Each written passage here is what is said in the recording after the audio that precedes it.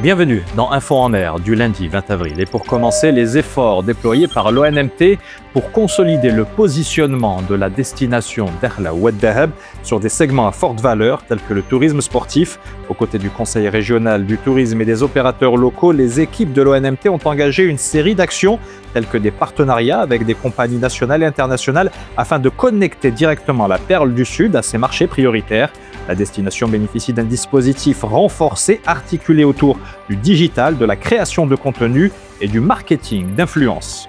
Air Canada a décidé de suspendre ses vols à destination de l'aéroport JFK de New York au départ de Toronto et de Montréal à partir du 1er juin, une mesure qui devrait perdurer jusqu'au 25 octobre prochain. Les prix du kérosène ayant doublé depuis le début du conflit avec l'Iran, certaines liaisons et vols moins rentables ne sont plus viables économiquement pour la compagnie. Celle-ci continuera cependant à assurer 34 vols quotidiens vers les autres aéroports de la région de New York au départ de 6 villes canadiennes.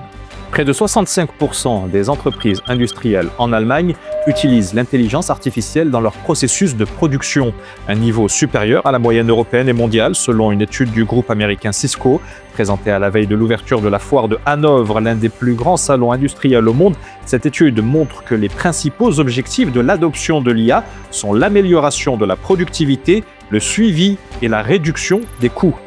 Le plus grand porte-conteneur intelligent au monde entièrement électrique vient d'être mis en service en Chine. Conçu par l'Institut de recherche scientifique sur le transport maritime de Shanghai, le bâtiment mesure près de 128 mètres de long et 22 mètres de large, avec un tirant d'eau de 6,2 mètres. Il peut transporter jusqu'à 742 conteneurs standards de 20 pieds, tout en permettant de réduire les émissions de dioxyde de carbone d'environ 1500 tonnes par an, avec un minimum de nuisances sonores. Des robots humanoïdes ont battu à Pékin le record du monde humain du semi-marathon. De nombreux spectateurs se sont massés le long du trajet de la course de Yizhuang pour observer ces machines très véloces et complexes.